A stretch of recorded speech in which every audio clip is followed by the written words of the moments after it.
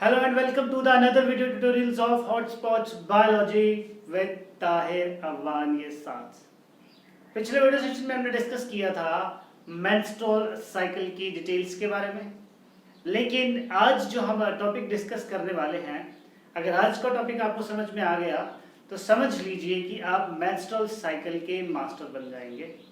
क्योंकि आज के पर्टिकुलर सेक्शन इसलिए भी इम्पोर्टेंट है क्योंकि एग्जामिनेशन में भी क्वेश्चन आने का चांसेस रहता है और नीट में भी बहुत ही ट्रिकी क्वेश्चंस इस पर्टिकुलर सेक्शन से आपको एज इट इज आने के चांसेस होते हैं और बहुत बार आए भी हुए हैं। सो चलिए, आपका वेलकम है आज के वीडियो सेशन में, जिसमें हम डिस्कस करने वाले हैं the graphical representations of the female reproductive cycles, और इसके बाद हम आपको कुछ इंटरेस्टिंग फैक्ट्स भी बताएंगे regarding the menstrual cycle. So stay tuned till the end of the video. So if I talk about the graphical representations of the female reproductive cycle, हम इनको अलग अलग क्राइटेरिया से रिप्रेजेंट करते हैं, क्योंकि हमने यहाँ पे देखा था कि हमने इसको दो साइकिल्स में डिवाइड किया था बेसिकली। पहला था ओवेरियन साइकिल जो ओवरीज में होता था, और उसके बाद था यूट्राइन साइकिल जो यूट्रस में होता था। तो इन दोनों साइकिल्स में कुछ पर्टिकुलर हार्मोन्स थे जो डोमिनेट करते थे, तो उसी के बेसिस पे ही ये रिप्रेजेंटेशन यहाँ पे आपको बताया जाएगा कि किस तरह से हार्मोन्स का बैलेंस होता है, किस तरह से हार्मोन्स रेगुलेट करते हैं, और आपको हार्मोन्स को रिमेंबर करने में भी ज़्यादा आसानी होगी। सो जो बच्चे यहाँ पे नए हैं वो तो डायरेक्टली यहाँ पे कॉन्सेंट्रेट कर सकते हैं, लेकिन जो पुराने बच्चे हैं जो शुरू से लेक्चर्स फॉलो कर रहे हैं, मैं उनसे रिक्वेस्ट करूंगा कि आप अपनी मेंस्ट्रुअल साइकिल की जो डिटेल्स है उसको वो वाली कॉपी खोल के रखें, और अगर कोई नया बच्चा है तो वो उनसे रिक्वेस्ट करूंगा कि पहले वो मेंस्ट्रुअल साइकिल वाला लेक्चर जरूर देख ले। It will be very very helpful. So if I talk about the ovarian cycle, so इसमें हमने देखा था कि फॉलिकल स्टिमुलेटिंग हार्मोन और ल्यूटिनाइजिंग हार्मोन का सबसे बड़ा रोल था। वो इसलिए क्योंकि ओवेरियन साइकिल में बेसिकली हमने देखा था ओवरीज में किस तरह से फॉलिकल्स का डेवलपमेंट हो रहा था, राइट। तो जब फॉलिकल्स का वहां पे डेवलपमेंट हो रहा था तो ये देखा था कि जो सबसे इसका पहला फेज था उसमें फॉलिकल्स डेवलप होते हैं, और डेवलप किस तरह से होते थे। सबसे पहले प्राइमरी फॉलिकल बनता था, फिर सेकेंडरी फॉलिकल बनता था, फिर ग्राफियन फॉलिकल बनता था, उसके बाद ओव्यूलेशन होता था, ग्राफियन फॉलिकल रप्चर करता था और वो किसमें कन्वर्ट हो जाता था, कॉर्पस ल्यूटेम में, और फाइनली कार्पस एल्बिकन्स वहां पे बन जाते थे। सो होता कुछ यूं था कि जब ये जो प्राइमरी फॉलिकल है मैच्योर ग्राफियन फॉलिकल में कन्वर्ट होता है तो फॉलिकल स्टिमुलेटिंग हार्मोन वहां पे प्रेजेंट रहता है। सो ये सारा किसकी प्रेजेंस में होता है, फॉलिकल स्टिमुलेटिंग हार्मोन की प्रेजेंस में। और जब ओव्यूलेशन का टाइम होता है, eight the time of ovulation, हमने ये देखा था कि एफएसएच के साथ ल्यूटिनाइजिंग हार्मोन जो था वो एकदम से वहां पे प्रोड्यूस हो जाता था, और ल्यूटिनाइजिंग हार्मोन की वजह से एट द 14th डे वहां पे ओव्यूलेशन होता था। सो हार्मोनल कंट्रोल आपको माइंड में रखना है। हार्मोनल कंट्रोल अगर माइंड में है तो चीजें बहुत ही सिंपल हो जाएंगी। Is that clear to you? So मैंने क्या बताया कि at the time of ovulation the ovulation was triggered by, या ओव्यूलेशन ल्यूटिनाइजिंग हार्मोन की वजह से होता था। सो यहाँ पे एक बहुत ही बड़ा इसका पीक हमें मिलता है ल्यूटिनाइजिंग हार्मोन का। इसको कहा जाता है basically luteinizing hormone surge, right. So luteinizing hormone के सर्ज की वजह से यहाँ पे ओव्यूलेशन होता था। जब एक बार ओव्यूलेशन हो जाता था तो जो ल्यूटिनाइजिंग हार्मोन था इसका अमाउंट कम होना शुरू हो जाता था along with the follicle stimulating hormone. क्यों? क्योंकि जो ये फॉलिकल स्टिमुलेटिंग हार्मोन था ये इनहिबिट होना शुरू हो जाता था। सो इसको इनहिबिट कौन करता था? इसको इनहिबिट करता था प्रोजेस्टेरॉन, याद करिए। लेकिन जो ल्यूटिनाइजिंग हार्मोन है ये थोड़ा थोड़ा बनता ही रहता था, लेकिन अगर हम कंपेयर करें तो फॉलिकल स्टिमुलेटिंग हार्मोन का बनना बंद हो जाता था अगर वहां पे इम्प्लांटेशन का प्रोसेस हो जाता था। तो कहने का मतलब ये है, अगर ओवेरियन साइकिल में सिंपली यही दो हार्मोन्स का मेन रोल होता है, और फॉलिकुलर फेज में जैसे फॉलिकल स्टिमुलेटिंग हार्मोन का मेन रोल रहेगा, और जो ल्यूटिल फेज है, जो फाइनल फेज होता है LH, सॉरी फाइनल फेज जो रहता है ओवेरियन साइकिल का, it was after the ovulation, जिसको पोस्ट ओव्यूलेटरी फेज कहा जाता था, जिसमें follicle stimulating hormone Aahista Aahista कम होना शुरू हो जाता था। सो ये सारी स्टेजेस जो आपको बतानी है, ये बतानी है अलॉन्ग विद द डेज। जैसे यहाँ पे देखिए मैंने पूरे 28 डेज का यहाँ पे साइकिल रिप्रेजेंट किया है। 2 का आप गैप रखिएगा, और जो ये फॉलिकल्स यहाँ पे बनाए देखिए एग्जैक्टली जो 40th डे पे मैंने यहाँ पे ओव्यूलेशन का साइन मेंशन किया हुआ है। इस चीज का बिल्कुल ध्यान रखें, ऐसे हवा में ना इसको बना लीजिए। सो ये जो पर्टिकुलर साइकिल है ये आपको एग्जाम्स में कुछ इस तरह से भी आ सकता है, show the hormonal balance of luteinizing hormone and FSH. तो उस समय आपको ये ग्राफ यहाँ पे बनाना है। अब बात करते हैं कंपटीशन की। सो कॉम्पिटिटिव एग्जाम्स में डायरेक्ट क्वेश्चन आता है, कोई भी इधर उधर का क्वेश्चन नहीं आता है, सीधा आपको एक ग्राफ दिया रहेगा, आपको सिंपली लेबल करके बताना है यहाँ पे कौन सा हार्मोन आएगा, that's all.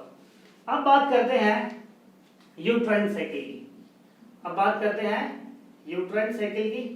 So uterine cycle के जो सबसे 2 मेन हार्मोन थे वो थे एस्ट्रोजन और प्रोजेस्टेरोन। तो यूट्राइन साइकिल में हमने ये देखा था कि किस तरह से यूट्रस का डेवलपमेंट हुआ था। सो यूट्रस के डेवलपमेंट के लिए सबसे जो 2 मेन हार्मोन रिस्पॉन्सिबल हैं वो हैं एस्ट्रोजन एंड प्रोजेस्टेरोन। अब ये किस तरह से अपना ग्राफ शो करते हैं, आइए उसको समझने की कोशिश करते हैं। तो देखिए अगर आप बड़े ध्यान से देखें तो जो एस्ट्रोजन है ये 14th डे तक इंक्रीज कर रहा है, लगातार इंक्रीज कर रहा है। तो कहने का मतलब क्या हुआ कि उन 14 डेज में से जो फर्स्ट 5 डेज हैं बेसिकली यहाँ तक, तो इसमें जो एस्ट्रोजन है इसका अमाउंट बड़ा ही ज्यादा कम है। So first 5 days basically menstruation के होते थे। सो मेंस्ट्रुएशन के बाद क्या होता है, अचानक से, या आप इसको इस तरह से भी बेसिकली रिप्रेजेंट कर सकते हैं अगर आपको मोर क्लियरली समझना है, कुछ इस तरह से, ठीक है। सो ये ज्यादा जब मेंस्ट्रुएशन हो जाता है तो यूट्रस अपने आप को नेक्स्ट साइकिल के लिए प्रिपेयर करती है। सो उसके प्रिपरेशन के लिए हमें एस्ट्रोजन हार्मोन चाहिए होता है। सो एस्ट्रोजन हार्मोन क्या करता है, लगातार 14th डे तक, आप कह सकते हैं 14th से 16th डे तक बहुत अच्छे से प्रोड्यूस होता है। और हमने ये देखा था कि किस तरह से जो एंडोमेट्रियम थी वो बहुत ही अच्छे से डेवलप की थी along with the fallopian tubes. आगे भी उसका डेवलपमेंट होता ही रहता है, ऐसी बात नहीं है, लेकिन जो फर्स्ट इनिशियल 14 से 16 डेज होते हैं या बेसिकली जो प्रोलिफरेटिव फेज रहता था उसमें एस्ट्रोजन का काफी पीक रहता था, फिर वो आहिस्ता आहिस्ता कम होना शुरू हो जाता था, क्योंकि उसके बाद जो दूसरा हार्मोन था वो एक्ट में आ जाता था, दैट वाज द प्रोजेस्टेरोन।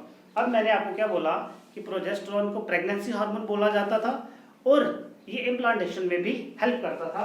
सो होता क्या है कि जब मेंस्ट्रुएशन होता है शुरू के 5 दिन, सो मेंस्ट्रुएशन में तो बहुत सिंपल सी बात है, प्रोजेस्टेरोन हार्मोन का कोई भी रोल नहीं है, क्योंकि प्रोजेस्टेरोन केवल और केवल प्रेगनेंसी में ही हेल्प करेगा। सो देखिए पहले इनिशियल डेज में प्रोजेस्टेरोन का जो लेवल है वो कम रहेगा, लेकिन जैसे ही ओव्यूलेशन हो जाएगा तो क्या होगा, अब ओव्यूलेशन होने के बाद वहां से सेकेंडरी oocyte रिलीज हो गया है। अब जो यूट्रस है उसको और ज्यादा प्रिपेयर होना पड़ेगा, किसके लिए, for the pregnancy and for the nourishment of the foetus. So इसीलिए वहां पे प्रोजेस्टेरोन का एक बहुत ही बड़ा पीक आता है, बहुत ही बड़ा क्या आता है, पीक आता है। But in case of fertilization, अगर फर्टिलाइजेशन हो जाता है तो ये पीक बढ़ता ही जाएगा। लेकिन हमने यहाँ पे क्योंकि मेंस्ट्रुअल साइकिल को डिफाइन कर रहे हैं, सो क्योंकि नेक्स्ट जब 28th डे आता है तो दोबारा से यूट्रस की लाइनिंग वहां से टूट जाती है, नेक्स्ट फेज आ जाता है, इसीलिए जो प्रोजेस्टेरोन का लेवल है वो कम हो जाता है। सो आप यहाँ पे जब ये वाला ग्राफ शो करें तो यहाँ पे लिख सकते हैं progesterone level when there will be no fertilization, जब वहां पे फर्टिलाइजेशन का प्रोसेस नहीं होगा। अगर तो फर्टिलाइजेशन हुआ तो जो ये ग्राफ है ये इंक्रीज ही करता जाएगा। आई होप आपको समझ में आ गया है। तो ये आपको कंफ्यूज करने के लिए एग्जामिनेशंस में, नीट के एग्जाम में आ सकता है। अब बड़े सारे बच्चों को एक और चीज में बहुत ज्यादा प्रॉब्लम्स आती हैं कि आपको यूट्रस का जो साइकिल है, यूट्रस की लाइनिंग का जो साइकिल ग्राफिकल रिप्रेजेंटेशन जब किताबों में आप देखते हैं तो बहुत सारे बच्चे कंफ्यूज हो जाते हैं, उनको समझ में नहीं आता है कि ये क्या हौच पौच बनाया है। लेकिन यकीन मानिए वो बहुत ही इजी कॉन्सेप्ट है। तो देखिए अब आपको जो ये थर्ड फेज है ये बेसिकली इसी का ही फेज है। इसमें हमने शो किया है कि किस तरह से यूट्रस का डेवलपमेंट होता है। सो इसको बताने से पहले आप एक चीज अपने माइंड में रखिए, जब मेंस्ट्रुअल साइकिल होगा तो बहुत सिंपल सी बात है, ब्लड लॉस होगा, यानी कि यूट्रस पूरी की पूरी जो लाइनिंग्स है उसकी ब्रेक डाउन हो जाएंगी।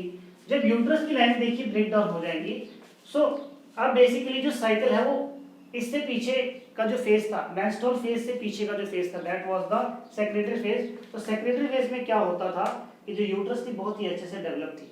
अब क्योंकि इम्प्लांटेशन तो हुआ नहीं, सो होगा क्या कि जो ये यूट्रस की लाइनिंग है due to the decrease level of estrogen and progesterone, progesterone और एस्ट्रोजन की कमी की वजह से क्या होगा, यूट्रस की जो लाइनिंग है ये देखिए ये टूट जाएंगी और जो ये इतने अच्छे से यूट्रस यहाँ से डेवलप की थी ये बिल्कुल डिग्रेड होना शुरू हो जाएगी। डिग्रेड यानी कि उसका जो एंडोमेट्रियम का वॉल है वो पतली होना शुरू होगी। डिग्रेड का ये नहीं मतलब कि वो खत्म हो जाएगी, एंडोमेट्रियम जो इतनी मोटी थिक हो गई थी वो पतली होना शुरू हो जाएगी। सो ये देखिए अचानक से क्या हो गई, बिल्कुल पतली हो गई।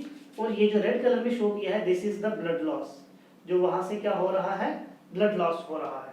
सो अब जब मेंस्ट्रुअल फेज है वो यूजुअली 4 से 5 दिन का होता है। तो जब मेंस्ट्रुएशन हो जाएगा तो यूट्रस अपने आप को नेक्स्ट साइकिल के लिए प्रिपेयर करेगी। सो जब वो अपने आप को नेक्स्ट साइकिल के लिए प्रिपेयर करेगी तो यूट्रस का क्या होना शुरू हो जाएगा, डेवलपमेंट। तो ये देखिए यूट्रस का डेवलपमेंट हो रहा है, बात समझे, वेरी वेरी सिंपल। सो ये स्लाइटली जो इसके पीक्स हैं वो बढ़ना शुरू हो जाएंगे नेक्स्ट फेज में जब यूट्रस का डेवलपमेंट होना शुरू होगा।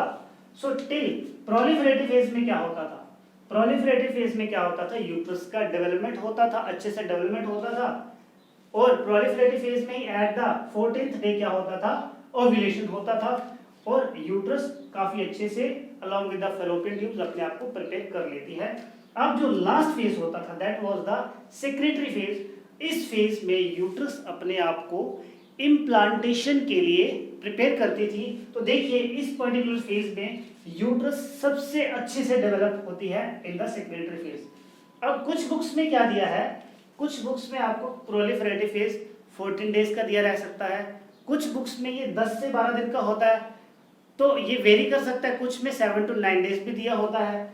जो सेक्रेटरी फेज है कुछ बुक्स में ये 10 डेज का दिया है, कुछ बुक्स में ये 12 to 14 डेज का दिया है, तो उसमें कंफ्यूज आप मत होइएगा।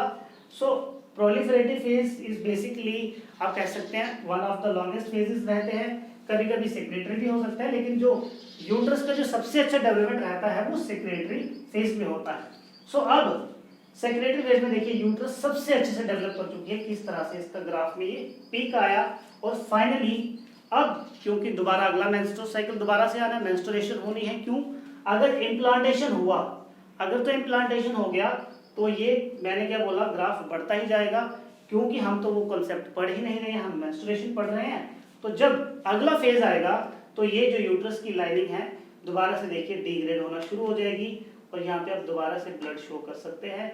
इसी तरह से जो ये साइकिल है आगे की तरफ बढ़ता जाएगा।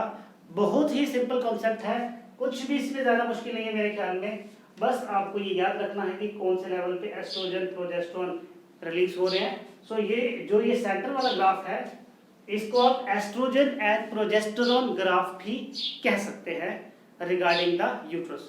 सो अब हम आपको बताते हैं कुछ इंटरेस्टिंग चीजें जो आपके लिए जानना बहुत जरूरी है जब आप मेंस्ट्रुअल साइकिल पढ़ रहे हो, राइट।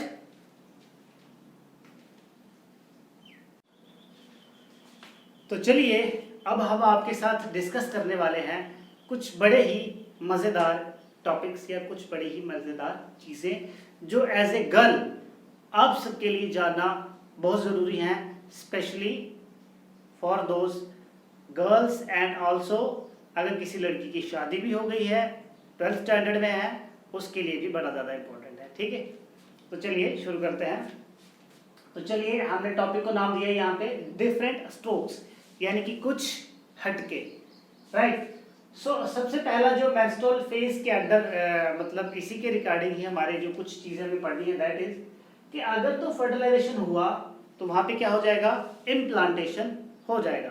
अब इसमें इंटरेस्टिंग चीज़ आपको क्या याद रखनी है, फ्रॉम द नीड पर्सपेक्टिव। तो क्या होता है, जैसे ही वहां पे इम्प्लांटेशन हो जाता है, सो वहां पे क्या हो जाता है, प्लेसेंटा का बनना शुरू हो जाता है। सो प्लेसेंटा के सेल्स क्या करते हैं, वहां पे एक बड़ा ही इंपॉर्टेंट हार्मोन सेक्रेट करते हैं which is known as HCG। So what is the full form of HCG? 11th standard में आपने पढ़ा होगा, दैट इज ह्यूमन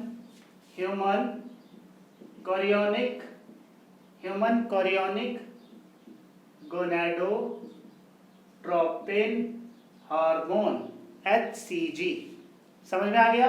सो अभी इससे पहले आपने जितने भी बेसिकली हार्मोन्स पढ़े थे, प्रोजेस्टेरोन, एस्ट्रोजन, ल्यूटिनाइजिंग हार्मोन, तो वो सारे के सारे हार्मोन्स फीमेल रिप्रोडक्टिव ट्रैक्ट में जो रिलीज हो रहे थे, आप उनको गोनेडोट्रोपिक हार्मोन्स भी कह सकते हो, क्योंकि वो गोनेड्स के द्वारा ही रिलीज हो रहे थे।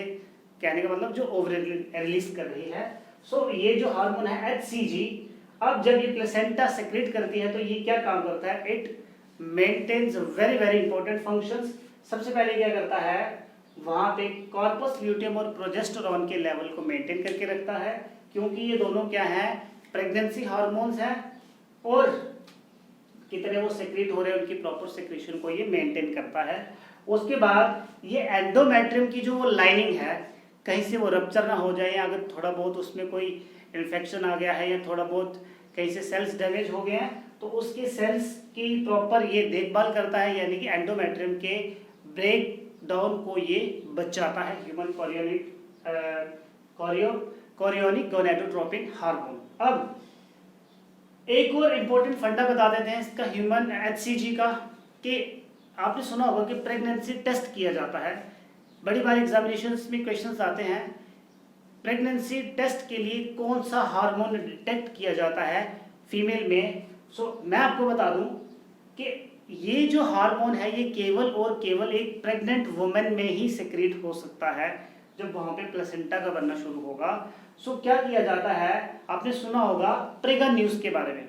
सो वो कुछ स्ट्रिप्स होती हैं, सो उस पर क्या किया जाता है, यूरिन का टेस्ट किया जाता है, यूरिन के साथ उसको वेट किया जाता है, और फिर ये चेक किया जाता है वेदर इट इज पॉजिटिव और whether it is negative. So for the pregnancy test urine में, फीमेल के यूरिन में HCG को डिटेक्ट किया जाता है। सो अगर वो पॉजिटिव आया यानी कि खुशखबरी है, ठीक है, आपके घर लल्ला होने वाला है या लड़की होने वाली है ना। सो यहाँ पे आप एग्जांपल लिख सकते हैं प्रेगा न्यूज, ओके, जो स्ट्रिप्स आती हैं। अब उसके बाद what is the sign of pregnancy, या इनफैक्ट आप कह सकते हैं what are the early signs of pregnancy. So sign of early signs of pregnancy में जो सबसे बड़ी बात होती है कि अब प्रेगनेंसी होने के चांसेस होते हैं, that is the absence of menstrual cycle. मजेदार चीजें है ना, अगर मजेदार चीजें लग रही है तो साथ में ही वीडियो को लाइक भी कर देना और कमेंट भी कर देना कि सर अच्छा लग रहा है, ठीक है, इतना सा काम तो कर ही सकते हो। चलिए अब आगे देखते हैं।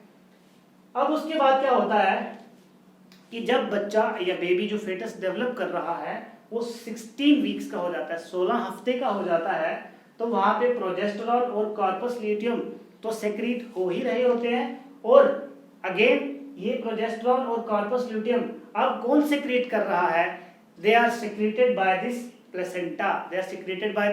Placenta, right.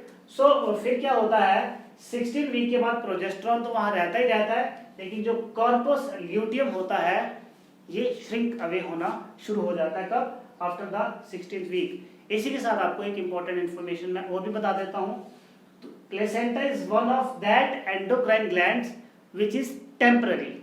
बात समझ में आई? हमारी बॉडी में, इनफैक्ट ह्यूमन बॉडी में जितने भी ग्लैंड्स हैं वो सारे के सारे परमानेंट होते हैं एक्सेप्ट दिस प्लेसेंटा। ये केवल और केवल प्रेग्नेंट वुमेन में ही आता है और ये टेम्पररी होता है, आफ्टर द डिलीवरी इसका कोई भी रोल नहीं होता है। Again very very important MCQ। उसके बाद आते हैं अगले कॉन्सेप्ट पे, that is miscarriage. So actually miscarriage किसको कहा जाता है? सो मिसकैरेज बड़ी सिंपल सी बात है, जब कॉर्पस ल्यूटियम का जो लेवल है वो गिरना शुरू हो जाता है, प्रोजेस्टेरोन भी कह सकते हैं, लेकिन डोमिनेटली कॉर्पस ल्यूटियम जब का जो लेवल डिग्रेड होना शुरू हो जाता है, लेकिन कौन से हफ्ते में, 10वें से 12वें हफ्ते में अगर कॉर्पस ल्यूटियम का लेवल कम होना शुरू हो जाए, उसके कारण जो यूट्रस की लाइनिंग है वो डैमेज होना शुरू हो जाती है, and that event is known as miscarriage. अगर हम साइंटिफिक टर्म्स में बात करें, ऐसे तो और भी बहुत सारे कारण हो सकते हैं मिसकैरेज के, कोई एक्सीडेंट हो गया या कोई ऐसे कारण हो गया अगर आप नीचे गिर गए, so that may be, but जो मेन कारण होता है मिसकैरेज का नॉर्मल डेवलपमेंट में वो होता है कि कॉर्पस ल्यूटियम का डीजनरेशन होना शुरू हो जाता है, राइट। प्रेगनेंसी टेस्ट मैंने आपको बता दिया। अब अगर तो मेंस्ट्रुएशन 9 साल से पहले ही लड़की में आ जाए, 9 साल से पहले ही लड़की में पीरियड्स का आना शुरू हो जाए, सो उसको क्या बोला जाता है, प्रीकॉशियस, क्या कहा जाता है, प्रीकॉशियस मेंस्ट्रुएशन, राइट। सो वो जो मेंस्ट्रुअल साइकिल होता है इसको पीरियड्स कहा जाता है, अगर पीरियड्स पहले आना शुरू हो जाए 9 साल से पहले, that is known as precocious menstruation. अब एक और टर्म है यहाँ पे, दैट इज पॉलीमेनोरिया। सो पॉलीमेनोरिया का मतलब क्या है कि जब मेंस्ट्रुअल साइकिल जो है वो उसका पूरा का पूरा कंप्लीट साइकिल 2 से 3 हफ्ते में ही खत्म हो रहा है। नॉर्मल 20 डेज का होता है, लेकिन जिनमें ये प्रॉब्लम रहती है पॉलीमेनोरिया की 2 से 3 हफ्ते में वो खत्म हो जाता है। उसके बाद अगेन एक टर्म है क्रिप्टोमेनोरिया। सो ये भी बहुत ही खतरनाक तरह का आप कह सकते हैं बीमारी कह लो या डिसऑर्डर कह लीजिए, जिसमें कोई भी एक्सटर्नल ब्लीडिंग नहीं होता है। ब्लीडिंग होता है वुमेन में, मेंस्ट्रुअल फेज होता है, लेकिन सारी की सारी जो ब्लीडिंग है वो इंटरनली हो रही है। डिटेल्स में हमें इसकी नहीं जाना है, we have to just remember that. उसके बाद एक और टर्म है दैट इज द मेनोलिपिस। सो मेनोलिपिस का मतलब क्या होगा कि अगर किसी लड़की में टेम्पररी पीरियड्स स्टॉप हो गया, मेंस्ट्रुअल पीरियड स्टॉप हो गया है, सो कभी कभी होता है कि मतलब 2-2 महीने बाद पीरियड्स आ रहे हैं, 3-3 महीने बाद पीरियड्स आ रहे हैं, so that is known as temporary stoppage. अगर आपके साथ ऐसी प्रॉब्लम आई होगी इनमें से कोई भी, तो कमेंट में आप जरूर बताइएगा, ठीक। उसके बाद अगला है डिसमेनोरिया। तो क्या होता है जब मेंस्ट्रुअल फेज यानी कि जब वो पीरियड्स का जो टाइम होता है थोड़ा पास होता है, सो मैक्सिमम केसेस में देखा जाता है कि बहुत ही पेनफुल वहाँ पे इवेंट्स होते हैं एंडोमेट्रियम की जो लाइनिंग, लेकिन कुछ गर्ल्स में बड़ा ही रेगुलर फिनोमिना होता है, कोई प्रॉब्लम्स नहीं उनको आती हैं। सो ये जो पेनफुल मेंस्ट्रुएशन है basically that is known as dysmenorrhoea. So मैं आप सबको ये बता दूं एज अ टीचर कि आपको एक हेल्दी डाइट लेनी चाहिए, क्योंकि अगर आप हेल्दी डाइट लेंगे तभी आपके जो रिप्रोडक्टिव ऑर्गन्स हैं वो हेल्दी रह पाएंगे। सो आप सबसे रिक्वेस्ट करता हूँ कि फास्ट फूड्स हो गया, पिज्ज़ा हो गया, बर्गर हो गया, इन सबको खाना थोड़ा सा कम कर दें अभी, क्योंकि लॉकडाउन भी है। तो आई होप कि आप अपनी हेल्थ को अच्छे से रिकवर भी कर लेंगे, राइट। उसके बाद एक और टर्म है दैट इज मेनोरहेजिया बेसिकली। सो यहाँ पे क्या होता है जब एक्सेसिव ब्लीडिंग होता है ड्यूरिंग पीरियड्स। उसके बाद लास्ट टर्म है एमेनोरिया। सो यहाँ पे पीरियड्स ही एब्सेंट हो जाते हैं। सो कुछ फीमेल्स में ये देखा गया है आफ्टर मैरिज या बिफोर मैरिज में भी कुछ फीमेल्स में देखा जाता है कि पीरियड्स ही टोटली एब्सेंट हो जाते हैं। So that term is known as amenorrhoea. So this was all about the menstrual cycle. So menstrual cycle को हमने 3 फेजेस में पढ़ा है। आई होप आपको हर एक कॉन्सेप्ट क्रिस्टल एंड क्लियर हो गया होगा। फिर भी अगर आपका डाउट है तो आप हमें कमेंट सेक्शन में ज़रूर बता सकते हैं। स्टडी मटेरियल की रिक्वायरमेंट होगी, कांटेक्ट कर सकते हैं, बिल्कुल दिया जाएगा। Till then stay safe, stay healthy and bye bye.